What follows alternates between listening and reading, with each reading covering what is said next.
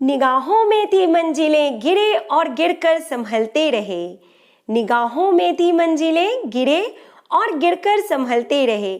हवाओं ने तो बहुत कोशिश की बुझाने की, हवाओं ने तो बहुत कोशिश की बुझाने की, मगर चिराग फिर भी आंधियों में जलते रहे। यस फ्रेंड, इसलिए अगर मिली है जिंदगी तो मिसाल बनकर दिखाइए। मिली है अगर जिंदगी तो मिसाल बनकर दिखाइए। और अगर चमकना चाहते हैं सूरज की तरह तो पहले उसकी तरह जल कर दिखाइए। विद दिस पॉजिटिव थॉट एक बार फिर हम आपके लिए लेके आ गए हैं super MCQ series for all competitive exams. Yes friends, physical education सभी कॉम्पिटिटिव एग्जाम्स की प्रिपरेशन कराने के लिए इन दिनों हमारे चैनल पे मोस्ट इंपॉर्टेंट वीडियोस प्रोवाइड किए जा रहे हैं। तो अगर आपने अभी तक हमारे चैनल को सब्सक्राइब नहीं किया है तो कर लें, और साथ ही साथ यूपी एलटी ग्रेड 2021 की पार्ट नंबर 1 से पार्ट नंबर 6 तक की सीरीज प्लेलिस्ट में जाके जरूर देखें। आज का वीडियो बहुत ही इंपॉर्टेंट है तो पूरा और लास्ट तक देखना ना भूलें। So let's start with question number 1। Flexion and extension take place around. और क्वेश्चन में पूछा जा रहा है कि जो आकुंचन तथा विस्तार होते हैं वो किस प्रकार के एक्सेस और प्लेन में पाए जाते हैं। And what is correct answer here? Medio lateral axis. Yes friends, flexion and extension lateral axis और सेजिटल प्लेन में पाए जाने वाले जॉइंट मूवमेंट्स के अंतर्गत आते हैं। आप सभी को पता है फ्लेक्शन का मतलब होता है decrease in angle between two bones या टू जॉइंट्स, यानी कि जब जोड़ के पास की दो हड्डियों के बीच का कोण कम हो जाता है तो उसे फ्लेक्शन कहते हैं।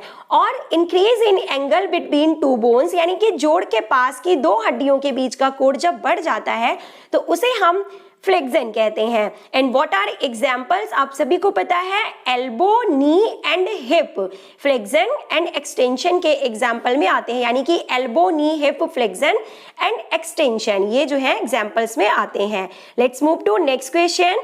And the next question is asking कि protraction and retraction takes place in. और बहुत ही अच्छा क्वेश्चन है, एग्जाम में पूछे जाने की पूरी संभावना है कि जो प्रोट्रैक्शन होता है और रिट्रैक्शन होता है वो किस प्रकार का ज्वाइंट है। तो आपको बता देते हैं friends, it is a type off shoulder joint. Yes friends, क्योंकि आपको बता दें कि प्रोट्रैक्शन मींस क्या होगा यहाँ पे कि scapula moves away from the spine as you round the upper back. Okay, यानी कि ये स्कैपुला में होने वाला एक प्रकार का मूवमेंट है जब स्कैपुला यानी कि जो हमारे शोल्डर की जो बोन है वो दूर होती है स्पाइन से, it moves away from the spine, तो उसे प्रोट्रैक्शन कहते हैं।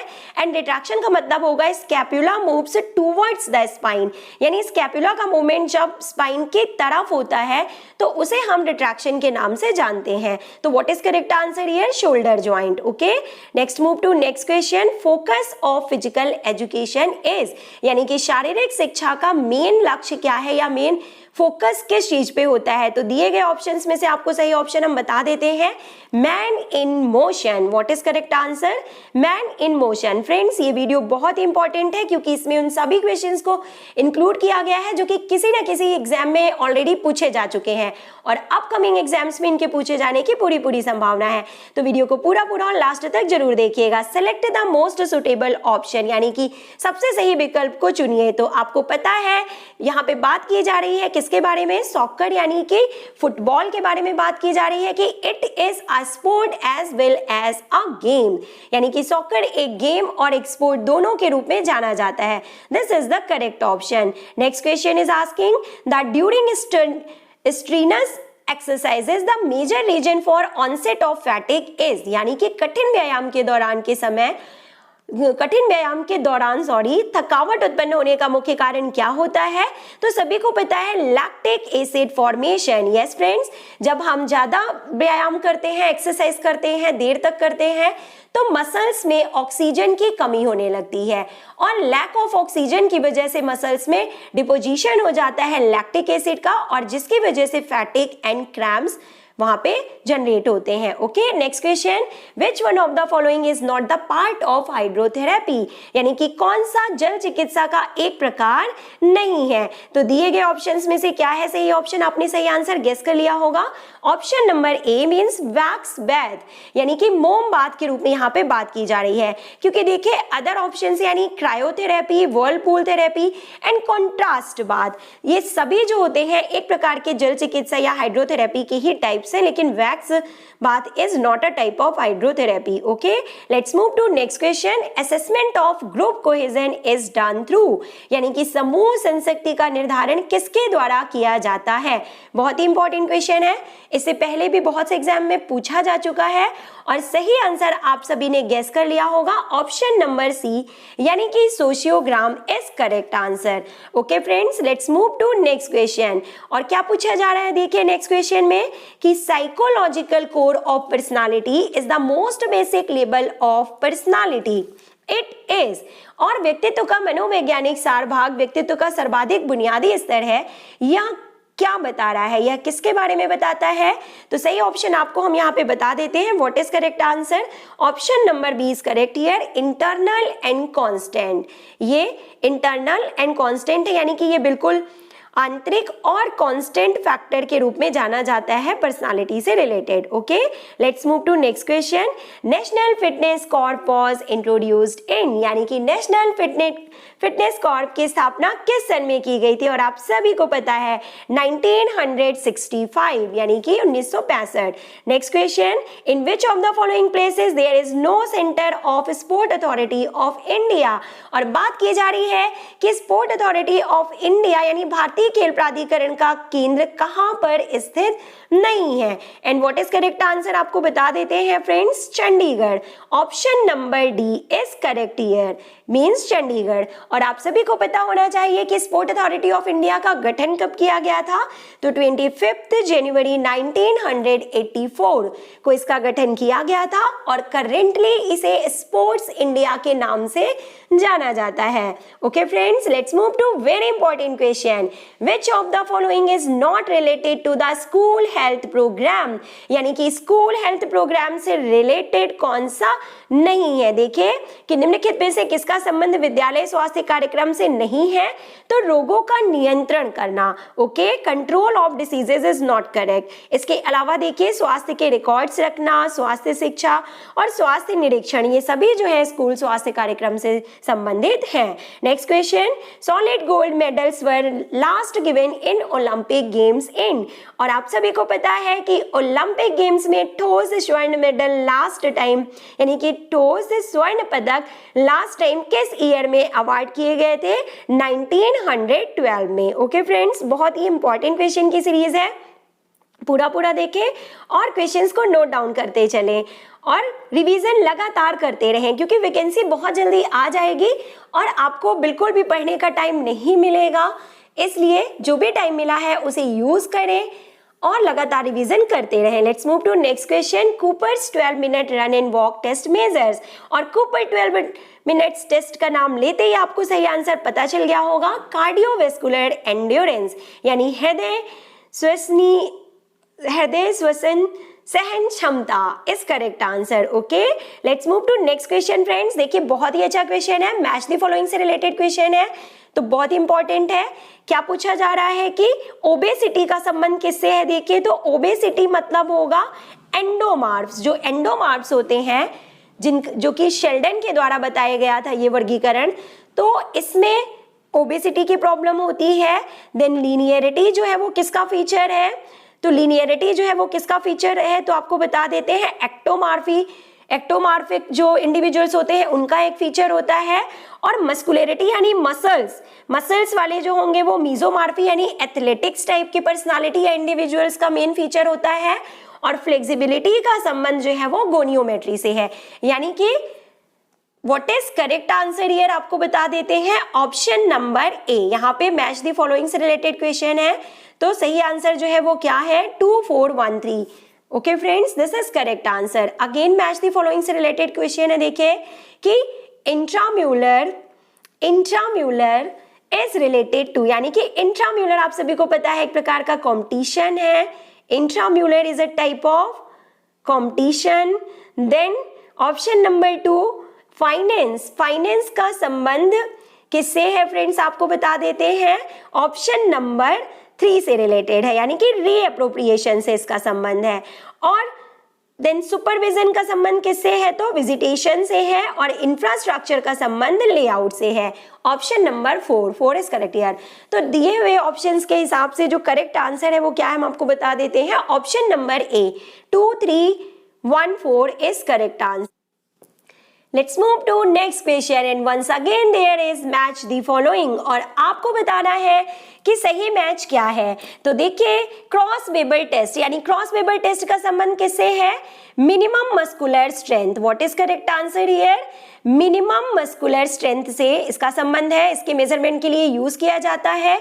देन हार्वर्ड स्टेप टेस्ट का संबंध कार्डियो रेस्पिरेटरी एफिशिएंसी के मेजरमेंट से है। कूपर टेस्ट का संबंध एंड्योरेंस से है। और स्कॉट एंड फ्रेंच टेस्ट जो है वो फ्लेक्सिबिलिटी मेजरमेंट के लिए होता है। तो दिए गए ऑप्शंस के according what is correct answer आपको हम यहाँ पे बता देते हैं, option number A 3, 4, 1, 2 is correct answer. Okay friends, 3, 4, 1, 2 is correct answer, आप सही मैच कर लीजिएगा। Okay, now again match the following से रिलेटेड क्वेश्चन है फ्रेंड्स, यहाँ पे बता देते हैं। तो लगातार इन क्वेश्चंस को सॉल्व करते चलिए और अपनी प्रैक्टिस करते चलिए। वेस्टस इंटरमीडियस, इसका संबंध जो है वो किससे होता है, आप सभी को पता है, knee extension. Vastus intermedius is related to knee extension. Then biceps femoris का संबंध जो है वो किससे है, नी फ्लेक्सन से है। मिडिल डेल्टॉइड, यानी कि यहाँ पे शोल्डर एबडक्शन की बात की जा रही है। और ग्लूटियस मैक्सिमस का संबंध हिप एक्सटेंशन से है फ्रेंड्स। तो इसके अकॉर्डिंग जो करेक्ट आंसर है वो क्या है, 3, 1, 4, 2। What is correct answer, code के अकॉर्डिंग 3, 1, 4, 2 इज करेक्ट मैच, आप इसे कर लीजिए। और साथ ही साथ फ्रेंड्स देखिए, मैच के फॉर्म में ना पूछ के आपको इस एक एक क्वेश्चन से भी सिंगल क्वेश्चन क्रिएट किए जा सकते हैं कि बाइसेप्स फेमोरिस का फंक्शन नी फ्लेक्सन में होता है, नी एक्सटेंशन में होता है या हिप एक्सटेंशन में होता है। तो इस तरह से आपके कई क्वेश्चन यहाँ से तैयार होंगे अगर आप इन सभी को अच्छे से पढ़ते हैं और रिवाइज करते हैं। तो वीडियो को पूरा लास्ट तक जरूर देखिए। Now see what the next question is asking कि arrange the heptathlon events in the order of right sequence, यानी कि हेप्टाथेलॉन इवेंट की यहाँ पे बात की जा रही है। और हेप्टाथेलॉन का नाम लेते ही आपको पता चल गया है करेक्ट आंसर क्या है कि इसमें 7 इवेंट्स होते हैं, 2 डेज में हेल्ड होते हैं, आपको पता है सभी दोस्तों को। और ये फीमेल्स के लिए ऑर्गेनाइज होने वाला इवेंट है। तो इसमें जो पहले दिन जो ऑर्गेनाइज होते हैं फ्रेंड्स देखिए, तो पहले दिन क्या होता है, नंबर 1 पे होता है 100 मीटर हर्डल रेस। यहाँ पे क्या होगा, 100 मीटर हर्डल रेस। नंबर 2 पे होता है हाई जंप। नंबर 3 पे होता है शॉर्ट पुट। और नंबर 4 पे होता है फर्स्ट डे में 200 मीटर स्प्रिंट रेस यहाँ पे परफॉर्म किए जाते हैं, यानी कि ये फर्स्ट डे के इवेंट्स हैं। और इसके बाद देखिए सेकेंड डे में क्या होता है, तो लॉन्ग जंप। सबसे पहले क्या होता है, long jump, then javelin throw, और जो लास्ट इवेंट होता है हेप्टाथेलॉन का दैट इज 800 मीटर रेस। ये सेकेंड डे हेल्ड होने वाले इवेंट्स हैं। तो according to this what is correct answer, right sequence क्या है आपने देखा, what is right sequence, 7th, 6th, 5th, 4th, 3rd, 2nd and 1st। ये जो है ये सही सीक्वेंस है हेप्टाथेलॉन इवेंट्स का। Just opposite is the correct sequence. Okay, let's move to next question. And the next question is asking कि arrange the Grand Slam tennis tournaments in order they are played using the code. और आपको बताना है कि ये किस sequence में held किए जाते हैं grand slam tennis tournament. Okay, आपको पता है कि 4 प्रकार के टेनिस ग्रैंड स्लैम्स में आयोजित टेनिस टूर्नामेंट आयोजित किए जाते हैं, तो उनका सीक्वेंस आपको बताना है। तो आपको पता है सबसे पहले ऑस्ट्रेलियन ओपन खेला जाता है जो कि हार्ड कोर्ट पे खेला जाता है, और ये 1905 में इसकी शुरुआत हुई थी। देन उसके बाद फ्रेंच ओपन खेला जाता है जो कि क्ले कोर्ट पे खेला जाता है, और इसकी शुरुआत हुई थी 1891 में। और उसके बाद नंबर आता है विंबलडन टेनिस टूर्नामेंट का, जो कि ग्रास के कोर्ट में खेली जाने वाली प्रतियोगिता है, सभी को पता है। और साथ ही साथ ये सबसे पुरानी टेनिस टूर्नामेंट के रूप में भी जाना जाता है। और लास्ट में होता है यूएस ओपन। तो विंबलडन जो है इसकी शुरुआत 1877 में की गई थी। द ओल्डेस्ट टेनिस टूर्नामेंट और यूएस ओपन सबसे अंतिम में खेला, वर्ष के सबसे अंतिम में खेला जाने वाला टेनिस टूर्नामेंट है, जिसकी शुरुआत 1881 में की गई थी और ये भी ऑस्ट्रेलियन ओपन की तरह हार्ड कोर्ट पे खेला जाता है। तो what is correct answer here friends? Second, fourth, first and third, this is the correct sequence in order they are held per year. Okay, अब आगे मूव करते हैं बहुत ही इंपॉर्टेंट क्वेश्चन की ओर, जो कि अगेन मैच द फॉलोइंग से related question है फ्रेंड्स। देखिए, एक्सियोलॉजी। ओके, बात की जा रही है एक्सियोलॉजी की, जो कि it is a component of philosophy. आप सभी को पता है कि ये फिलॉसफी का एक टाइप है।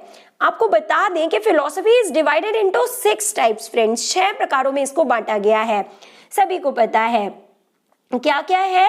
Axiology, metaphysics, epistemology, ethics, logic and aesthetics. These are the 6 divisions of philosophy. तो option number 1 is related to philosophy.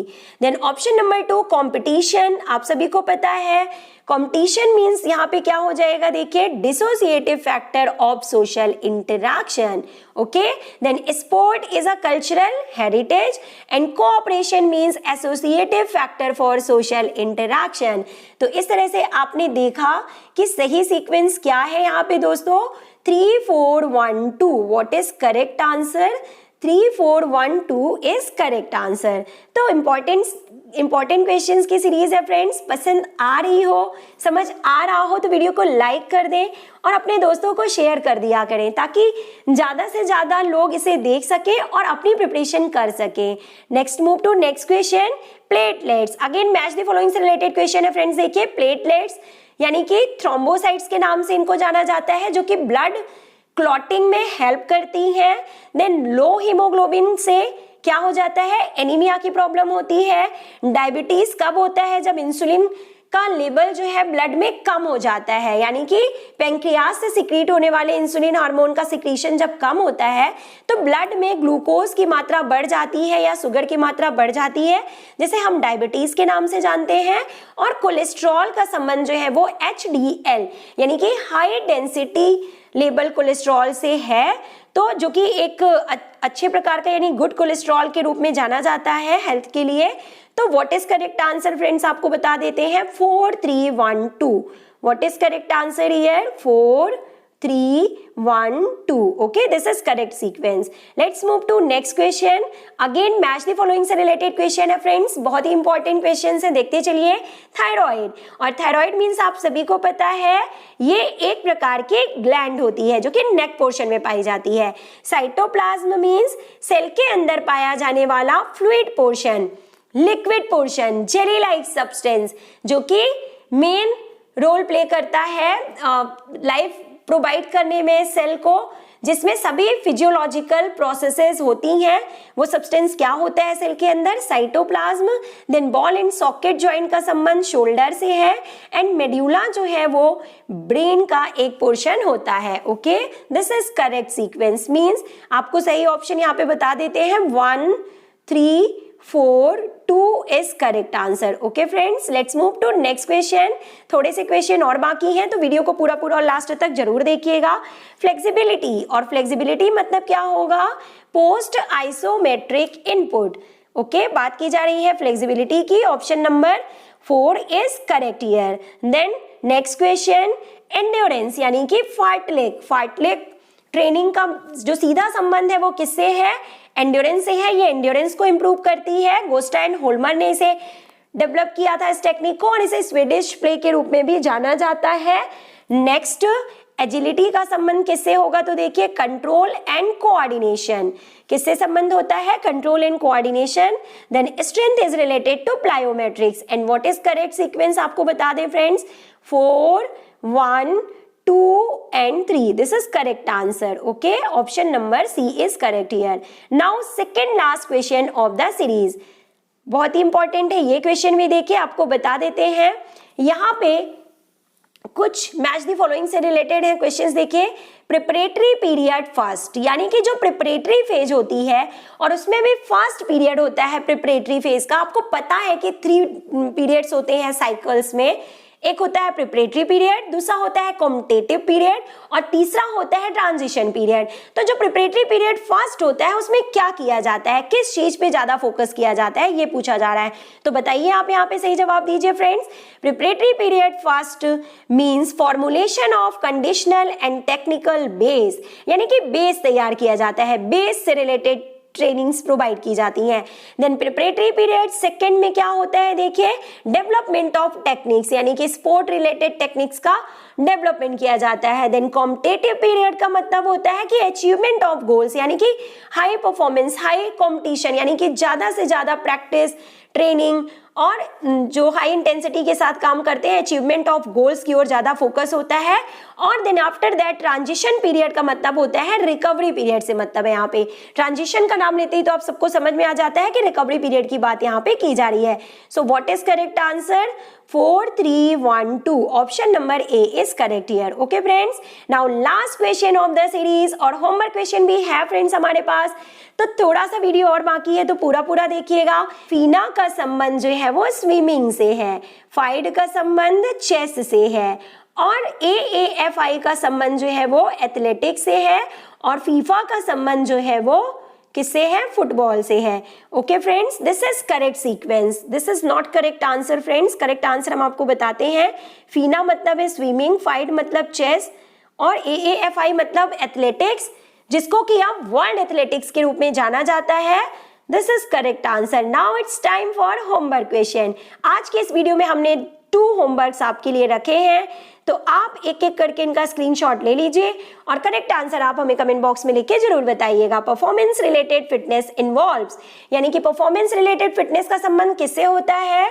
तो दिए गए ऑप्शंस में से सही ऑप्शन आपको चूज करना है और करेक्ट आंसर हमें कमेंट बॉक्स में लिख के बताना है friends. This is the option. Okay, now next question of homework, again यहाँ पे मैच द फॉलोइंग से रिलेटेड क्वेश्चन है फ्रेंड्स। देखिए, तो इसका भी स्क्रीनशॉट आप ले लीजिए और इसका करेक्ट आंसर आप हमें कमेंट बॉक्स में लिख के बताइएगा।